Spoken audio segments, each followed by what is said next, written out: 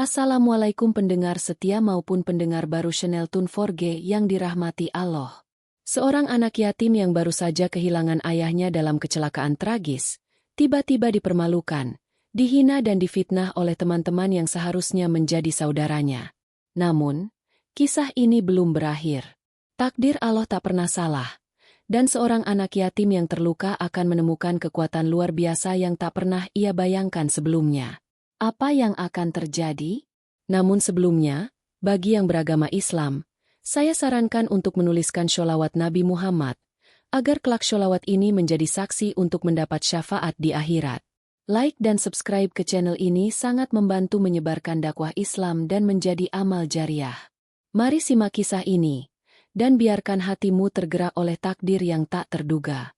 Di sebuah pesantren yang terletak di sebuah desa kecil di Kediri, hiduplah seorang anak yatim bernama Rifki. Sejak kecil, Rifki sudah mengalami banyak cobaan dalam hidupnya.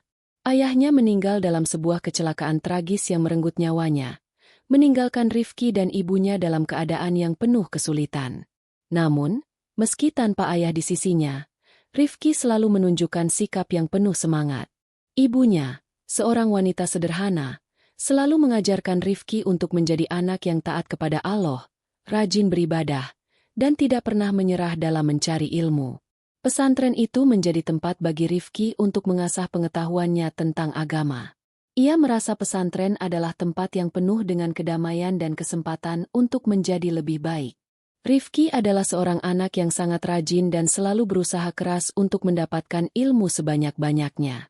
Ia tidak hanya belajar dengan tekun, tetapi juga selalu siap membantu teman-teman sesama santri yang membutuhkan pertolongan. Meskipun masih muda, Rifki sudah memiliki kebijaksanaan dalam bertindak, dan itulah yang membuatnya dihormati oleh banyak ustaz di pesantren itu. Namun, di balik ketekunan dan kerendahan hatinya, Rifki tidak selalu diterima dengan baik oleh teman-teman sebayanya. Ia seringkali menjadi sasaran cemoohan dan olok-olok, terutama dari Farhan, seorang santri yang merupakan anak dari seorang pejabat terkemuka di Kediri. Farhan merasa bahwa Rifki selalu mendapatkan perhatian lebih dari para ustaz. Setiap kali Rifki dipuji karena kejujurannya, ketekunannya dalam belajar, atau sikapnya yang membantu teman-teman, Farhan merasa iri dan tidak senang. Farhan selalu berusaha untuk menunjukkan bahwa ia lebih baik daripada Rifki, meskipun ia tidak bisa menandingi ketekunan Rifki dalam belajar agama. Sebagai anak seorang pejabat, Farhan terbiasa hidup dalam kenyamanan dan kemewahan, sementara Rifki hanya memiliki sedikit, tetapi ia selalu bersyukur dengan apa yang ia miliki. Farhan merasa bahwa orang-orang terlalu memuji Rifki, padahal ia merasa dirinya lebih berhak mendapatkan pujian tersebut. Rasa iri Farhan semakin tumbuh seiring waktu, dan ia bertekad untuk melakukan sesuatu agar Rifki tidak lagi menjadi pusat perhatian di pesantren itu. Namun, Rifki sama sekali tidak terganggu dengan perlakuan Farhan atau teman-temannya yang sering mengejeknya. Baginya, yang terpenting adalah belajar dan mendekatkan diri kepada Allah. Ia tidak pernah merasa minder atau ragu dengan dirinya sendiri. Ia percaya bahwa segala sesuatunya akan terungkap pada waktunya, dan apa yang ia lakukan semata-mata untuk mendapatkan ridha Allah, bukan untuk mendapatkan pujian dari manusia. Suatu hari, sebuah kejadian besar mengguncang pesantren. Uang infak yang terkumpul di pesantren, sejumlah 3 juta rupiah, dan beberapa barang berharga lainnya hilang dengan misterius. Dompet, uang, dan barang berharga milik para santri raib begitu saja tanpa ada jejak. Kejadian ini membuat semua santri cemas dan panik. Para ustaz dan pengurus pesantren pun merasa kebingungan, berusaha mencari tahu siapa yang bertanggung jawab atas hilangnya barang-barang tersebut. Namun, tanpa melalui penyelidikan yang jelas, Rifki menjadi sasaran utama tuduhan. Ia dijadikan kambing hitam, meskipun tidak ada bukti yang mengarah kepadanya. Semua orang, termasuk beberapa teman-temannya yang dulu sering mencemoohnya, mulai mempercayai bahwa Rifki adalah pelakunya. Farhan, yang diam-diam merasa puas dengan situasi ini, semakin memperburuk keadaan dengan menyebarkan gosip-gosip bahwa Rifki adalah orang yang mencuri uang dan barang-barang tersebut. Rifki terkejut dan merasa sangat bingung dengan tuduhan yang ditujukan kepadanya. Ia tahu dirinya tidak bersalah, tetapi tidak ada seorang pun yang mau mendengarkan penjelasannya. Para pengurus pesantren, yang seharusnya memberikan kesempatan kepada Rifki untuk membela diri, malah dengan cepat memutuskan untuk mengusirnya. Tidak ada proses penyelidikan yang adil. Rifki, yang selama ini dikenal sebagai anak yang jujur dan rajin, dihina dan difitnah tanpa kesempatan untuk membuktikan dirinya. Rasa sakit hati yang mendalam menyelimuti hati Rifki. Ia merasa dunia seolah berbalik melawannya. Apa yang telah ia lakukan selama ini?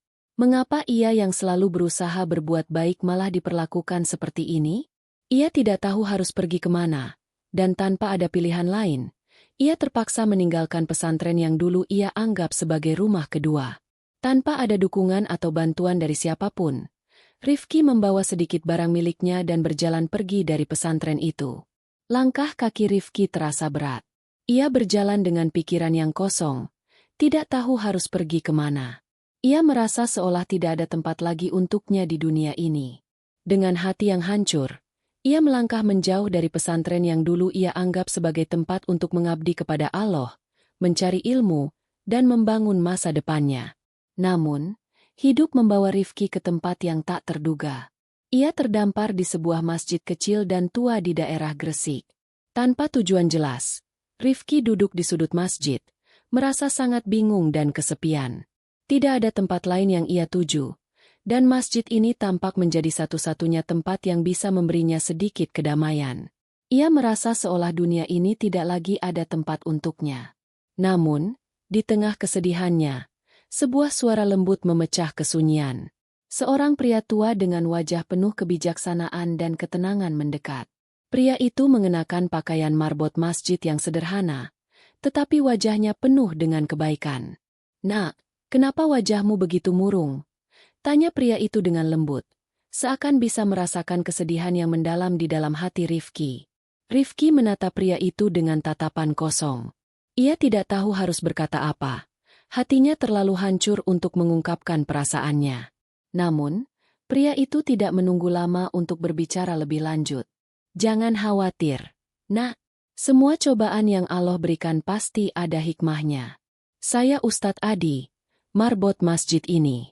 Jika kamu ingin bekerja, saya bisa memberimu pekerjaan membersihkan masjid ini," kata pria itu dengan senyum yang menenangkan. Rifki merasa ada sesuatu yang menenangkan dalam suara Ustadz Adi. Tanpa berpikir panjang, ia menerima tawaran itu. Meskipun pekerjaannya sederhana, ia merasa ada kedamaian yang datang bersama pekerjaan tersebut. Ia merasa seolah-olah menemukan tempat di dunia ini yang bisa memberinya kesempatan untuk memulai kembali. Sambil bekerja membersihkan masjid dan merawat lingkungan sekitar, Rifki terus mengaji dan belajar. Ia merasa seakan mendapatkan kedamaian yang tidak ia temukan di pesantren. Hari demi hari berlalu, dan meskipun hidup Rifki tidak mudah, ia mulai menemukan kebahagiaan yang sejati. Ia belajar untuk tidak terlalu bergantung pada apa yang orang lain pikirkan tentangnya. Kini, ia hanya fokus pada apa yang ia bisa lakukan untuk membantu orang lain dan untuk mendekatkan diri kepada Allah. Meskipun dunia terasa penuh dengan ketidakadilan, Rifki merasa bahwa ia tidak pernah sendirian, karena Allah selalu bersama orang-orang yang sabar dan ikhlas. Hari-hari berlalu dengan perlahan, namun setiap harinya, Rifki merasakan kedamaian yang semakin mendalam di hatinya. Ia tidak lagi memikirkan masa lalu yang penuh dengan penghinaan dan fitnah. Setiap pagi, ia bangun lebih awal untuk menyapu halaman masjid, membersihkan debu, dan memastikan setiap sudut masjid dalam keadaan rapi dan bersih. Setelah itu, ia meluangkan waktu untuk mengaji, mendalami setiap ayat Al-Quran yang membimbingnya untuk lebih sabar dan tawakal. Ustadz Adi, yang semakin menyayangi Rifki, terus memberinya pelajaran agama dan kebijaksanaan hidup. Ia sering mengajak Rifki berdiskusi mengenai banyak hal, baik mengenai ilmu agama maupun kehidupan sehari-hari. Bagi Rifki, Ustadz Adi bukan hanya seorang marbot masjid, tetapi juga seorang guru, seorang sahabat, dan seorang ayah yang memberi petunjuk hidup. Seiring berjalannya waktu, kabar tentang Rifki yang difitnah dan diusir dari pesantren mulai menyebar keluar pesantren. Beberapa alumni pesantren, yang dulunya mengenal Rifki, mulai mendengar kisah tragis yang menimpanya. Kabar itu menyentuh hati banyak orang, termasuk beberapa ustaz dan santri yang dulu mengenal Rifki sebagai anak yang rajin dan jujur. Alumni pesantren yang mendengar cerita Rifki mulai merasa bersalah, karena tidak ada yang membela Rifki saat ia difitnah. Mereka mulai merasakan bahwa ada yang salah dengan keputusan cepat yang diambil oleh pengurus pesantren. Bahkan, beberapa di antara mereka mulai merasa bahwa mereka juga turut bertanggung jawab atas kejadian tersebut, karena tidak ada yang berusaha mencari kebenaran. Kabar mengenai Rifki terus berkembang dan sampai ke telinga Ustaz Faiz, kepala pesantren yang dulu dengan mudah memutuskan untuk mengusir Rifki. Ustaz Faiz, yang awalnya percaya pada tuduhan terhadap Rifki, kini mulai merasa ragu. Ia mulai mempertanyakan keputusan yang diambilnya. Rasa penyesalan mulai muncul dalam hatinya. Suatu hari, setelah beberapa bulan Rifki tinggal di masjid kecil di Gresik, sebuah kejadian tak terduga terjadi. Ustaz Faiz datang ke masjid itu dengan wajah penuh penyesalan. Ia membawa serta beberapa perwakilan dari pesantren, termasuk beberapa alumni yang merasa bersalah. Mereka datang untuk menemui Rifki dan meminta maaf atas semua yang telah terjadi. Rifki terkejut ketika melihat sosok Ustaz Faiz muncul di pintu masjid. Ia tidak pernah mengira bahwa orang yang dulu dengan mudah mengusirnya kini datang untuk meminta maaf. Ustaz Faiz menghampiri Rifki dengan langkah yang berat, seakan-akan membawa beban penyesalan yang besar. Rifki, kami datang untuk meminta maaf atas semua yang terjadi. Kami telah membuat keputusan yang salah, kata Ustaz Faiz dengan suara serak. Rifki menatapnya dengan pandangan yang sulit dibaca. Di satu sisi, hatinya merasa sakit, karena peristiwa itu masih terasa baru, dan luka itu masih menganga. Namun, di sisi lain, ia juga merasa lega, karena akhirnya kebenaran mulai terungkap. Ustaz, saya hanya ingin menuntut ilmu dan mendekatkan diri kepada Allah. Tapi, jika ini yang sudah ditentukannya, saya ikhlas. Jawab Rifki dengan suara yang tenang. Ustaz Faiz terdiam, tidak tahu harus berkata apa lagi. Beberapa perwakilan dari pesantren dan alumni yang hadir di sana juga merasa canggung. Mereka tidak tahu bagaimana cara untuk membayar kesalahan yang telah mereka buat terhadap Rifki. Namun, dengan penuh penyesalan, Ustaz Faiz melanjutkan. Rifki, kami ingin mengundangmu kembali ke pesantren. Kami ingin memperbaiki semua kesalahan yang telah kami buat. Rifki terdiam sejenak. Tawaran itu datang begitu mendalam, dan ia merasa seolah-olah dunia berputar cepat di hadapannya. Apakah ia akan kembali ke pesantren yang pernah menghinanya? Tempat yang dulu ia anggap sebagai rumah kedua? Ataukah ia akan tetap tinggal di masjid ini, membantu orang-orang yang membutuhkan, dan terus mengajar anak-anak di sekitar Gresik? Hati Rifki pun bimbang. Ia berpikir tentang masa depannya, tentang apa yang benar-benar ia inginkan. Terkadang, saat kita berada dalam kebingungan, keputusan terbaik adalah memilih apa yang memberi kedamaian dan ketenangan. Dan Rifki mulai merasakan bahwa hidupnya kini lebih damai di masjid ini, jauh dari hiruk-pikuk dunia yang penuh dengan fitnah dan kebohongan. Namun, Ustaz Faiz tidak berhenti di situ. Rifki, kami ingin memperbaiki semuanya. Kami akan memberikanmu kesempatan untuk membuktikan dirimu lagi. Kamu adalah santri yang baik, dan kami salah dalam menilai kamu dulu. Kembali ke pesantren, dan mari kita bersama-sama memperbaiki pesantren ini, supaya tidak ada lagi kesalahan seperti yang terjadi pada dirimu, kata Ustaz Faiz, dengan mata penuh penyesalan. Rifki memandang Ustaz Faiz, merasa bingung dengan tawaran yang datang begitu mendalam. Ia merasa kesulitan untuk menerima tawaran itu, karena meskipun pesantren adalah tempat yang dulu ia cintai, ia tidak ingin kembali hanya untuk menjadi alat bagi orang-orang yang pernah menghinanya. Tapi, Ustaz, Rifki mulai berbicara dengan hati-hati. Saya tidak tahu apakah saya bisa kembali. Meskipun pesantren itu tempat saya belajar, saya merasa saya lebih berguna di sini, di tempat ini. Saya bisa mengajar anak-anak di sekitar sini, membimbing mereka dengan ilmu agama yang saya dapatkan. Di sini, saya merasa lebih dekat dengan Allah. Ustaz Faiz terdiam sejenak, merenungkan kata-kata Rifki. Ia tahu bahwa Rifki memiliki hati yang tulus, dan itulah yang membuatnya begitu berbeda dari orang lain. Kami mengerti, Rifki. Kami tidak ingin memaksamu. Tetapi jika kamu mau, kami akan selalu menyambutmu kembali ke pesantren, kata Ustaz Faiz, dengan suara yang penuh harap. Rifki merasa ada sebuah keputusan besar yang harus ia ambil.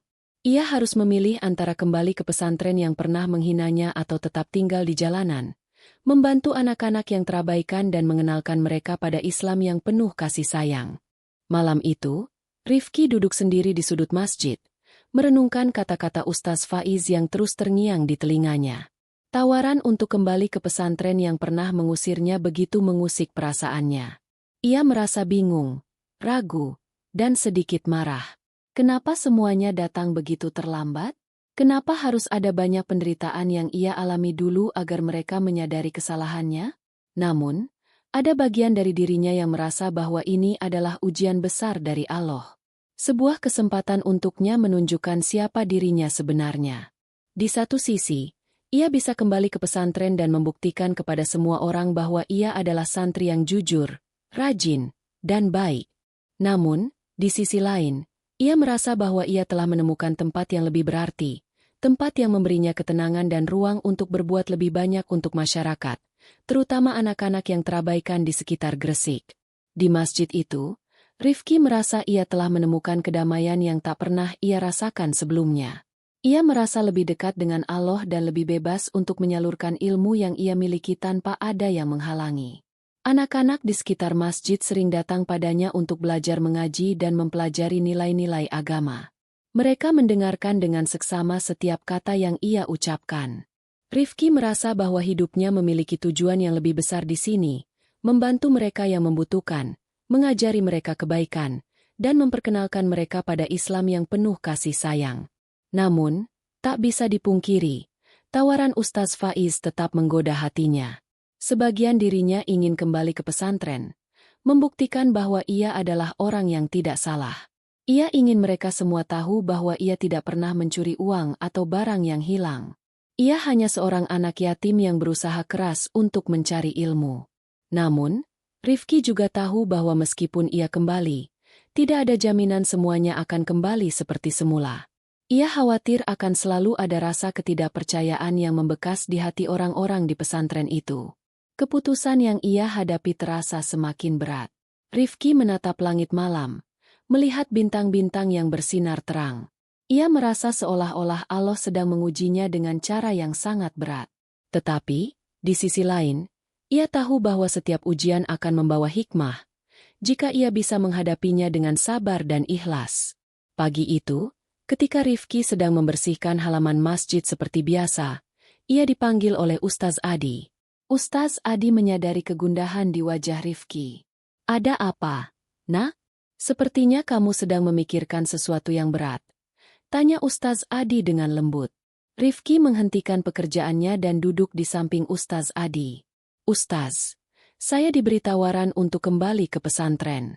Tapi saya bingung, apakah saya harus kembali atau tetap di sini, membantu anak-anak di sekitar masjid ini?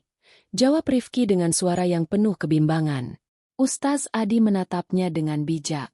Nak, setiap keputusan yang kamu ambil akan membawa konsekuensinya sendiri. Tapi ingatlah, yang paling penting adalah niat kita. Jika kamu merasa bahwa kembalimu ke pesantren akan membuatmu lebih baik dan bisa membantu lebih banyak orang, maka itu adalah keputusan yang baik. Namun, jika kamu merasa bahwa di sini kamu bisa lebih bermanfaat bagi banyak orang, maka itu juga keputusan yang tepat. Tidak ada yang salah dengan kedua pilihan itu, asalkan niat kita untuk mendekatkan diri pada Allah. Rifki terdiam, merenungkan kata-kata Ustaz Adi. Ia merasa semakin yakin bahwa keputusan apapun yang ia ambil, selama itu dilakukan dengan niat yang tulus untuk mendekatkan diri pada Allah, maka itu adalah jalan yang benar. Namun, ia masih merasa bingung, apakah ia bisa benar-benar melupakan masa lalu yang penuh dengan penderitaan dan kekecewaan, dan menerima tawaran untuk kembali ke pesantren. Hari demi hari, Rifki terus membantu Ustaz Adi membersihkan masjid dan mengajar anak-anak. Setiap kali ia merasa ragu, ia mencari ketenangan dengan membaca Al-Quran dan berdoa. Ia memohon petunjuk dari Allah agar diberikan kemudahan dalam mengambil keputusan yang terbaik. Dan perlahan, hatinya mulai merasa lebih tenang. Kabar tentang Rifki yang terus membantu di masjid dan mengajar anak-anak mulai menyebar ke masyarakat sekitar. Beberapa orang yang mengenal Rifki merasa terharu dengan ketulusan hatinya. Mereka melihat bagaimana Rifki, yang dulu diusir dari pesantren, kini menjadi sosok yang dihormati dan dicintai di lingkungan sekitar. Ia tidak hanya membantu membersihkan masjid, tetapi juga memberi pelajaran tentang akhlak yang baik, ajaran Islam yang penuh kedamaian, dan memberi contoh nyata tentang bagaimana menjadi pribadi yang sabar dan penuh kasih sayang. Namun, meskipun banyak orang yang mendukungnya, Rifki tahu bahwa keputusan besar masih harus ia ambil. Ia tahu bahwa kesempatan untuk kembali ke pesantren adalah sesuatu yang besar, tetapi di sisi lain, ia merasa bahwa di sini, di tempat ini, ia bisa menjadi bagian dari perubahan yang lebih besar. Akhirnya, Rifki memutuskan untuk menulis surat kepada Ustaz Faiz. Ia menjelaskan bahwa meskipun tawaran itu sangat menggugah hatinya, ia merasa bahwa jalan hidupnya kini berada di tempat yang lain. Ia merasa bahwa dengan tetap tinggal di Gresik, ia bisa lebih banyak membantu orang, terutama anak-anak yang membutuhkan bimbingan agama. Surat itu ia kirimkan dengan tangan gemetar, namun penuh dengan keyakinan bahwa ia telah memilih jalan yang benar. Ketika Ustaz Faiz menerima surat itu, ia membaca setiap kata dengan hati yang penuh penyesalan. Ia tahu bahwa Rifki telah memilih jalan yang lebih sulit, tetapi juga jalan yang lebih mulia. "Rifki, kamu benar-benar telah mengajarkan kami banyak hal," bisiknya, sambil menatap surat itu dengan penuh perasaan. Beberapa minggu setelah surat Rifki dikirimkan, kehidupan di Gresik mulai berjalan seperti biasa. Rifki semakin banyak menghabiskan waktu di masjid bersama Ustaz Adi, membersihkan masjid, mengajari anak-anak, dan membantu siapa saja yang membutuhkan. Meski kadang terbersit perasaan rindu akan kehidupan pesantren yang dulu, ia merasa jauh lebih damai di sini. Di sini, ia merasa dihargai, diterima, dan diberi kesempatan untuk berkembang. Namun, kabar tentang Rifki yang dulu difitnah dan diusir dari pesantren terus berkembang. Berita ini menyebar melalui mulut ke mulut di kalangan masyarakat sekitar. Banyak orang yang merasa iba melihat nasib Rifki yang teraniaya tanpa alasan yang jelas. Bahkan, beberapa alumni pesantren yang pernah belajar bersama Rifki mulai merasakan penyesalan mendalam atas perlakuan yang tidak adil terhadapnya. Mereka merasa bahwa mereka telah salah menilai Rifki hanya karena mereka terjebak dalam kepentingan pribadi atau karena pengaruh dari orang-orang tertentu. Pada suatu pagi yang cerah, ketika Rifki sedang mengajar sekelompok anak-anak di halaman masjid, ia melihat seseorang yang tidak dikenalnya datang menuju masjid. Orang itu mengenakan pakaian rapi, dengan wajah yang tampak serius, namun penuh penyesalan. Rifki terkejut ketika orang itu mendekat dan menyebutkan namanya. "Rifki, apa kamu ingat saya? Saya Ustaz Faiz, kepala pesantren tempat kamu dulu belajar." Rifki memandang Ustaz Faiz dengan tatapan penuh keheranan. "Ustaz Faiz?" tanyanya dengan suara sedikit ragu. "Apa yang membawa Ustaz ke sini?" Ustaz Faiz menundukkan kepalanya, merasa sangat bersalah. "Saya datang untuk meminta maaf, Rifki. Saya datang untuk mengakui kesalahan besar yang telah saya buat. Dulu, saya terlalu cepat mengambil keputusan tanpa menyelidiki kebenaran. Saya membiarkan orang-orang di pesantren menghina dan memfitnahmu, dan saya ikut serta dalam pengusiranmu tanpa ada bukti yang jelas." Rifki merasa terkejut mendengar pengakuan itu. Ia tidak menyangka bahwa kepala pesantren yang dulu mengusirnya kini datang dengan penyesalan. "Ustaz, kenapa sekarang?" tanya Rifki pelan. "Kenapa baru sekarang Ustaz datang untuk meminta maaf?" Ustaz Faiz menatapnya dengan wajah penuh penyesalan. "Saya merasa bersalah, Rifki. Saya baru sadar bahwa selama ini saya terlalu terpengaruh oleh Farhan dan orang-orang lain yang punya kepentingan. Saya harusnya lebih bijaksana dalam mengambil keputusan, tapi saya terlalu terburu-buru. Saya menyadari bahwa kamu tidak bersalah. Kamu adalah anak yang jujur dan baik, dan saya seharusnya lebih mempercayaimu." Rifki menunduk, merasa campur aduk. Di satu sisi, ia merasa lega mendengar pengakuan itu, tetapi di sisi lain, hatinya masih terasa sakit. Pengusiran itu masih meninggalkan luka yang dalam di hatinya. "Ustaz, itu semua sudah terjadi. Saya sudah menerima semuanya. Meski sulit, saya hanya ingin mengatakan, Saya tidak pernah menyalahkan pesantren atau siapapun. Saya hanya ingin terus belajar dan membantu orang-orang di sekitar saya. Jawab Rifki dengan suara yang tenang. Ustaz Faiz terdiam sejenak, lalu melanjutkan. Rifki, saya ingin mengundangmu kembali ke pesantren. Kami semua merasa bersalah atas perlakuan terhadapmu. Kami ingin kamu kembali, untuk mengajar, untuk berbagi ilmu, dan untuk membuktikan bahwa kamu adalah santri yang sesungguhnya. Rifki merasa kebingungan. Tawaran itu datang begitu tiba-tiba, dan meski hatinya merasa tergugah, ia tahu bahwa ia harus mengambil keputusan yang tepat. Di satu sisi, pesantren itu adalah tempat yang dulu menjadi impiannya. Di sisi lain, ia merasa bahwa tempatnya kini ada di sini, di masjid ini, di tengah-tengah orang yang lebih membutuhkan bantuannya. Namun, sebelum Rifki bisa menjawab, Ustaz Faiz melanjutkan, kami akan mengatur semuanya.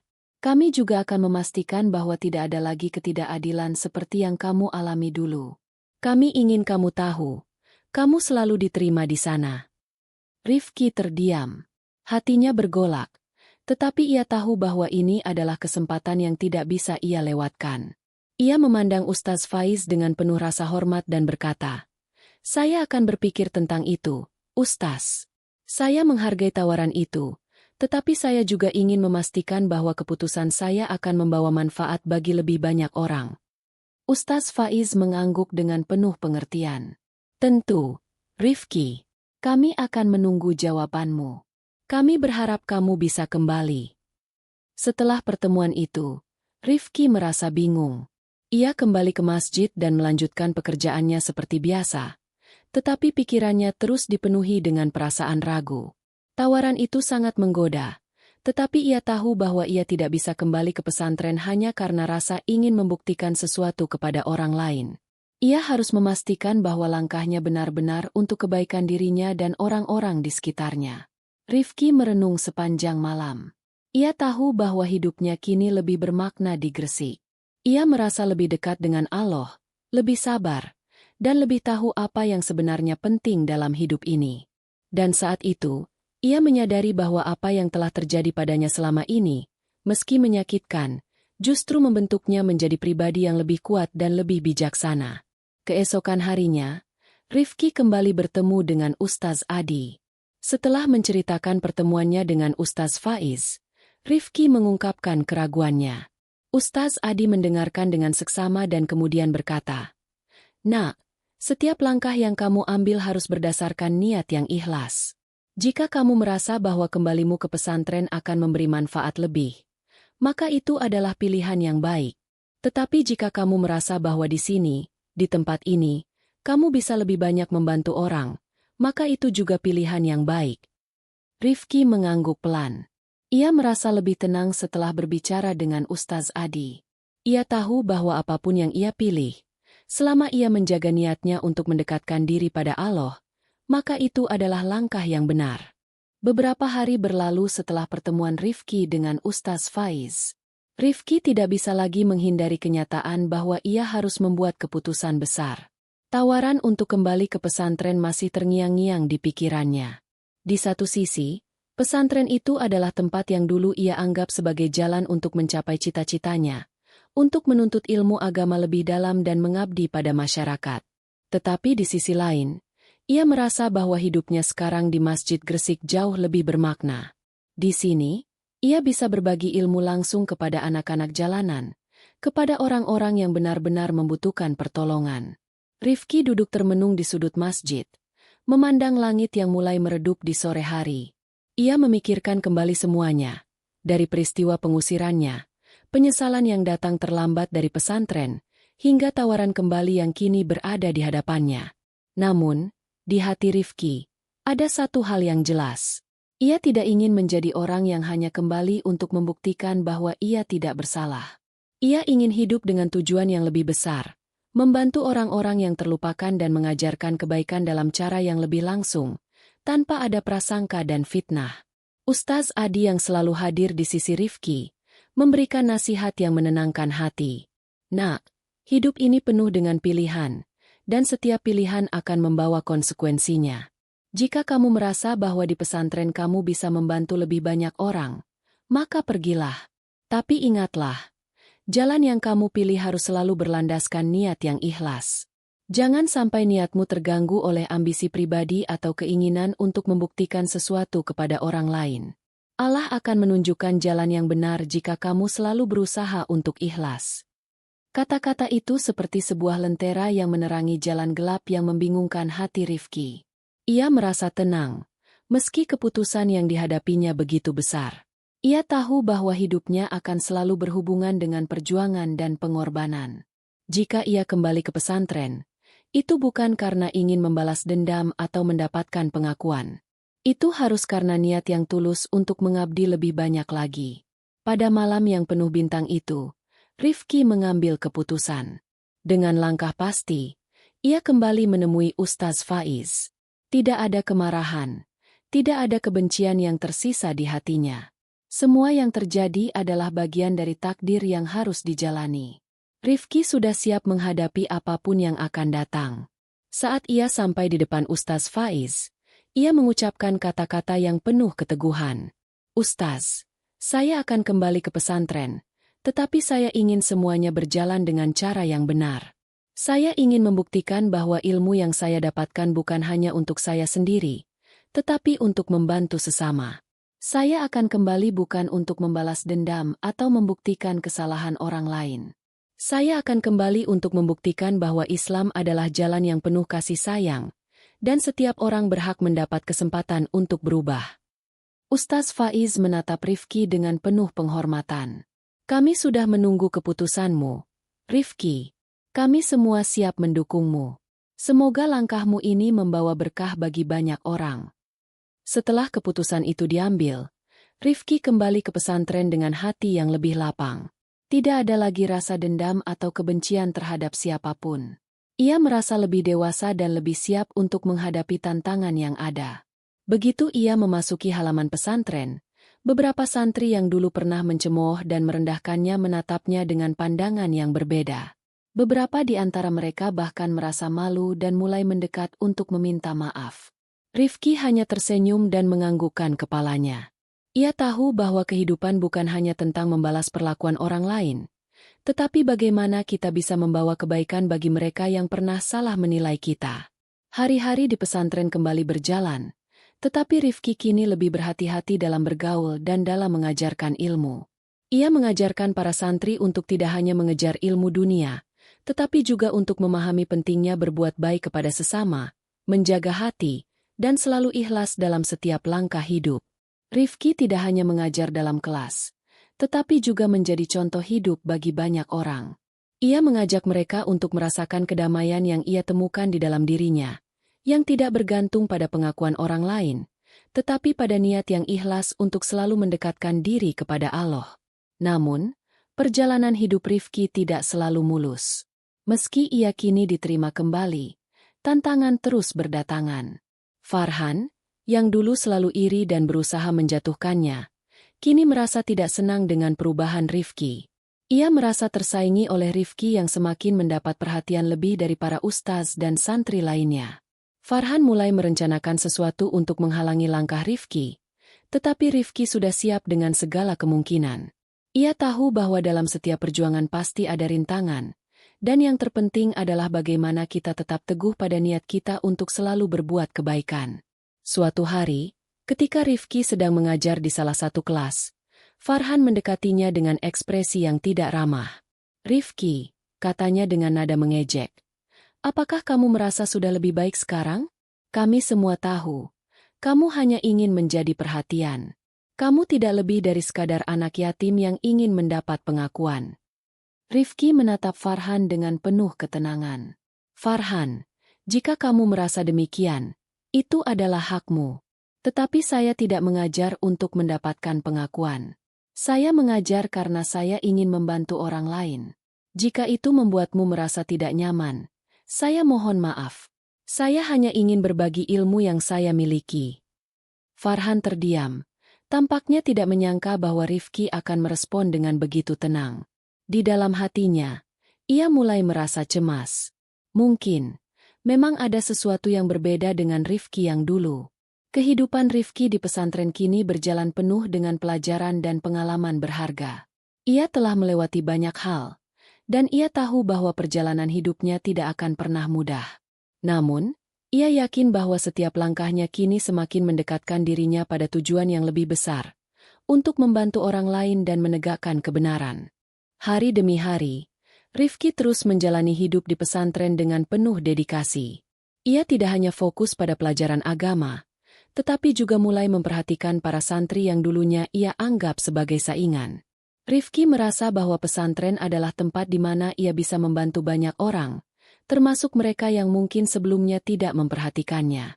Namun, meskipun langkahnya kini lebih pasti, masa lalu yang kelam tetap menghantuinya. Fitnah yang ditujukan kepadanya, peristiwa pengusiran yang memalukan, tidak bisa begitu saja dilupakan.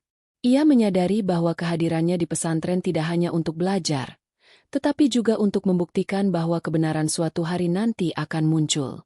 Suatu hari, ketika Rifki sedang berada di perpustakaan pesantren, ia mendengar percakapan di antara beberapa santri yang sedang duduk di sudut ruangan. Salah satu dari mereka, Hadi, mulai berbicara dengan suara pelan, tetapi cukup jelas terdengar. "Aku dengar Farhan sedang merencanakan sesuatu untuk menjatuhkan Rifki," kata Hadi dengan gelisah. "Dia bahkan sudah berbicara dengan beberapa orang tentang hal ini. Aku tidak tahu apakah itu benar atau tidak. Tapi aku merasa dia tidak berhenti mencari cara untuk membuat Rifki terlihat buruk." Rifki mendengar percakapan itu dengan cermat. Hatinya mulai berdebar. Ia tahu bahwa Farhan tidak akan berhenti begitu saja. Namun, kali ini ia merasa bahwa ia sudah lebih siap menghadapi apapun yang datang. Rifki tidak akan terintimidasi atau terjebak dalam permainan kotor Farhan lagi. Ia harus menunjukkan bahwa kebenaran pasti akan terungkap, meskipun ada orang yang berusaha menutupinya. Setelah beberapa hari berlalu, Rifki memutuskan untuk menemui Ustaz Faiz. Kali ini, ia datang dengan niat yang lebih serius. Ia ingin memastikan bahwa pesantren benar-benar siap untuk menangani masalah ini dengan bijaksana. Ia tidak ingin lagi ada kebohongan yang beredar di antara santri, terutama mengenai dirinya. "Ustaz Faiz," kata Rifki dengan penuh rasa hormat, "saya ingin berbicara tentang Farhan. Saya tahu dia masih memiliki perasaan tidak senang kepada saya, dan saya khawatir dia akan terus berusaha menjatuhkan saya. Saya tidak ingin masalah ini berlarut-larut. Saya hanya ingin kita semua bisa hidup dalam kedamaian dan saling mendukung." Ustaz Faiz menatap Rifki dengan tatapan serius. "Saya sudah mendengar beberapa kabar tentang Farhan, Rifki. Tidak hanya dari kamu, tetapi juga dari beberapa santri lainnya. Saya tahu bahwa Farhan bukan anak yang mudah diajak bicara. Namun, jika kamu merasa ada yang tidak beres, kita harus segera mengambil langkah-langkah yang tepat." Kehadiran Rifki di pesantren selama ini telah menjadi tanda perubahan yang positif bagi banyak orang. Ia mulai dikenal sebagai seorang santri yang tidak hanya pintar dalam ilmu agama, tetapi juga bijaksana dan penuh kasih sayang. Namun, keberadaan orang-orang seperti Farhan, yang masih terperangkap dalam perasaan iri dan dengki, memang harus dihadapi. Pada suatu hari yang cerah, Rifki menerima sebuah undangan yang datang dari sebuah pertemuan di pesantren. Semua santri diminta untuk hadir dalam acara tersebut, yang menurut kabar akan membahas masalah yang terjadi di pesantren. Rifki tahu bahwa ini adalah kesempatan baginya untuk membuktikan bahwa ia tidak bersalah dan bahwa dirinya layak dihormati. Ketika acara dimulai, suasana di ruang pesantren terasa tegang. Semua santri duduk dengan wajah serius, menunggu apa yang akan terjadi. Ustaz Faiz berdiri di depan, memulai acara dengan kata-kata yang penuh kebijaksanaan. "Saudaraku, kita semua berada di sini untuk menyelesaikan masalah yang terjadi di antara kita. Kita adalah satu keluarga besar, dan kita harus menjaga keharmonisan di dalamnya. Tidak ada yang lebih penting dari kebenaran, dan kita harus bersama-sama mencari kebenaran itu." Farhan duduk di barisan belakang, wajahnya tertunduk. Rifki bisa merasakan ketegangan di udara. Ia tahu bahwa ini adalah momen yang akan menentukan arah hidupnya di pesantren. Ia merasa bahwa ini adalah kesempatan untuk membela dirinya tanpa harus menunjukkan permusuhan. Ustaz Faiz melanjutkan, kami telah mendengar berbagai cerita dan kami juga menerima pengakuan dari beberapa orang yang merasa bersalah karena tidak menanggapi masalah ini dengan serius. Kami ingin Rifki berbicara di sini, menjelaskan apa yang sebenarnya terjadi. Rifki berdiri dengan hati yang mantap, meskipun rasa gugup sedikit merayapi dirinya. Ia tahu bahwa ini adalah waktu yang tepat untuk mengungkapkan semuanya, untuk menunjukkan bahwa ia tidak pernah berniat buruk kepada siapapun. Saya berdiri di sini bukan untuk membalas dendam atau mencari perhatian, kata Rifki dengan suara yang jelas dan penuh keyakinan. Saya hanya ingin mengingatkan kita semua bahwa di antara kita, tidak ada yang sempurna. Setiap orang memiliki kelemahan, dan saya pun tidak luput dari kekurangan. Namun, saya yakin bahwa kita semua di sini punya niat yang sama, untuk mencari kebenaran dan menjalani hidup yang lebih baik. Farhan tidak bisa menghindar dari pandangan Rifki. Meskipun ia tidak berkata-kata, sorot mata Farhan menunjukkan bahwa ada rasa bersalah yang mulai tumbuh di dalam dirinya. Rifki tidak tahu apakah Farhan akan meminta maaf, tetapi ia merasa lega karena akhirnya bisa berbicara dengan jujur. Acara tersebut berakhir dengan perasaan yang tidak mudah dijelaskan. Beberapa santri mulai mendekati Rifki, memberikan dukungan dan meminta maaf atas sikap mereka yang dulu. Bahkan, beberapa dari mereka yang sebelumnya menganggap Rifki sebagai pesaing, kini mulai mengagumi keteguhan hatinya. Namun, Rifki tahu bahwa perjalanan ini masih jauh dari selesai. Ada banyak tantangan yang harus ia hadapi. Dan meskipun saat ini ia merasa lebih dihargai dan diterima, ia tetap merasa bahwa jalan hidupnya masih penuh misteri. Hari itu, matahari perlahan tenggelam di balik pepohonan besar yang mengelilingi pesantren. Udara sejuk dan tenang, seolah ikut merasakan ketegangan yang melingkupi Rifki. Sebagai santri yang telah melalui banyak ujian hidup, ia merasa bahwa saat ini adalah titik balik yang akan menentukan masa depannya. Meskipun perasaan bangga dan lega mulai memenuhi hatinya, ada satu pertanyaan besar yang masih menggantung. Apakah ia akan kembali ke pesantren atau tetap melanjutkan perjalanan hidup yang baru? Di ruangan yang penuh dengan santri, Ustaz Faiz berdiri di depan, menyampaikan kata-kata bijaksana. Saudaraku, kita telah melewati banyak hal bersama. Hari ini, kita menyaksikan kembalinya Rifki setelah sekian lama. Kami meminta maaf atas segala kesalahan yang telah terjadi. Kami mengundang Rifki untuk kembali ke pesantren, dengan satu syarat, untuk menjadi contoh bagi kami semua, untuk menunjukkan bahwa kebenaran akan selalu menang pada akhirnya. Rifki menatap Ustaz Faiz, kemudian beralih ke teman-temannya yang duduk di sekitar. Dalam dirinya, ada perasaan campur aduk. Kembali ke pesantren akan membuka lembaran baru dalam hidupnya. Namun ia tahu bahwa di sana, banyak kenangan pahit yang tak mudah dilupakan. Kebenaran yang telah terungkap, meskipun membawa kedamaian, tidak menghapus luka yang pernah ada. Ustaz, kata Rifki dengan suara tegas, saya berterima kasih atas kesempatan ini, tapi saya juga telah menemukan jalan hidup saya sendiri. Saya tahu, meskipun banyak yang telah berubah, saya masih memiliki banyak hal yang harus dilakukan di luar pesantren. Banyak anak-anak yang perlu dibimbing, banyak yang terlupakan dan terabaikan. Saya ingin menjadi bagian dari perubahan itu, dan saya ingin mendedikasikan hidup saya untuk mereka. Sejenak, suasana terasa sunyi. Semua mata tertuju pada Rifki, yang berdiri dengan penuh keyakinan.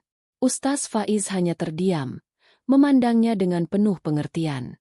Rifki tahu bahwa keputusan ini bukan hanya tentang dirinya. Ini tentang siapa ia sekarang, siapa ia ingin menjadi di masa depan. Tanpa ada keraguan, Rifki memilih untuk melanjutkan jalan yang telah dipilihnya, meskipun itu penuh tantangan dan ketidakpastian. Setelah pernyataan Rifki, banyak santri yang datang menghampiri, memberikan dukungan dan berjanji untuk ikut berjuang bersama. Mereka yang dulu meragukan Rifki kini mulai melihat sosok yang berbeda dalam dirinya. Bukan hanya seorang santri yang dimarginalkan, tetapi seorang pemimpin yang mampu memberikan perubahan nyata. Dengan penuh keteguhan, Rifki meninggalkan pesantren, bukan sebagai seorang anak yatim yang terbuang, melainkan sebagai pribadi yang telah menemukan tujuannya. Dia menuju jalan yang lebih luas, ke tempat-tempat di mana ia bisa menyebarkan ilmu dan kebaikan yang selama ini dipelajarinya. Rifki tahu bahwa meskipun jalan itu tidak mudah, setiap langkahnya akan membawa manfaat bagi banyak orang, terutama bagi mereka yang terlupakan dan terabaikan. Tahun-tahun berlalu, dan Rifki semakin dikenal di berbagai tempat. Ia mendirikan pusat pembelajaran agama untuk anak-anak yang membutuhkan, membantu mereka yang hidup di jalanan dan tidak memiliki akses untuk belajar. Dalam setiap ceramah dan pengajiannya, Rifki selalu menyampaikan pesan penting tentang kesabaran, kejujuran, dan pentingnya menjaga hati.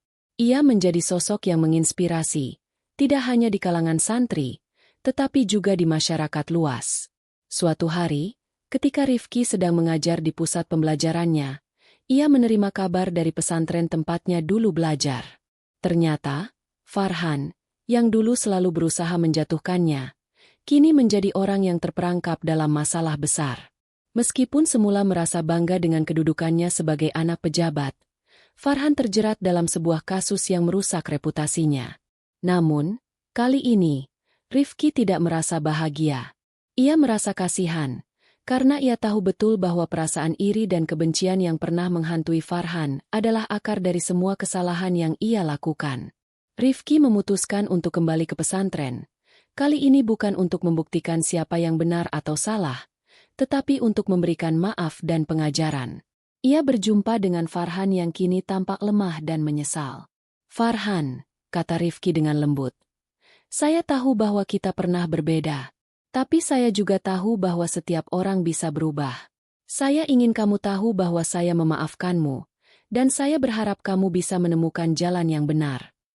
Farhan menunduk. Air mata mengalir dari matanya. "Rifki, aku menyesal. Aku tak pernah menyangka semuanya akan berakhir seperti ini. Aku salah." Rifki tersenyum, menepuk bahu Farhan dengan penuh kasih. "Tidak ada yang sempurna, Farhan. Tapi jika kita bisa belajar dari kesalahan, itu sudah cukup."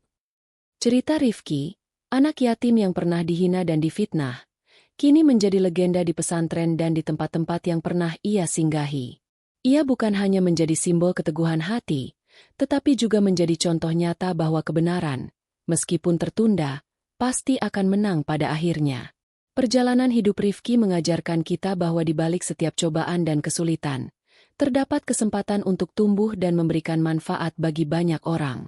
Ia membuktikan bahwa meskipun dunia seringkali tampak tidak adil, dengan kesabaran dan kejujuran, seseorang bisa mengubah nasibnya dan membawa kebaikan bagi orang lain. Dan perjalanan Rifki baru saja dimulai. Hikmah dari cerita ini. Cerita ini mengajarkan kita tentang keteguhan hati, kesabaran, dan kejujuran dalam menghadapi ujian hidup. Meski seringkali kita dihina, difitnah, atau disalahpahami, kita diajarkan untuk tetap teguh dan sabar. Karena pada akhirnya Allah akan memberikan jalan bagi orang-orang yang sabar dan berbuat baik. Sebagaimana yang tercantum dalam Al-Quran Surah At-Taubah, pukul 9.51 sedih. "Katakanlah, tidak akan menimpa kami kecuali apa yang telah ditentukan oleh Allah untuk kami. Dia adalah pelindung kami. Dan kepada Allah lah hendaknya orang-orang yang beriman bertawakal." Ayat ini mengingatkan kita untuk selalu tawakal kepada Allah dalam setiap langkah hidup. Percaya bahwa apapun yang terjadi, itu adalah bagian dari takdirnya yang terbaik untuk kita. Rifki, meskipun menghadapi fitnah dan pengkhianatan, tetap percaya bahwa Allah selalu bersama orang-orang yang sabar dan ikhlas. Catatan, cerita ini adalah fiktif yang dibuat seperti nyata untuk diambil hikmahnya. Terima kasih telah mengikuti cerita ini. Semoga dapat memberikan pelajaran dan inspirasi. Jika kalian menikmati cerita ini, jangan lupa untuk memberikan komentar, like, dan subscribe agar lebih banyak cerita bermanfaat lainnya yang bisa kalian nikmati.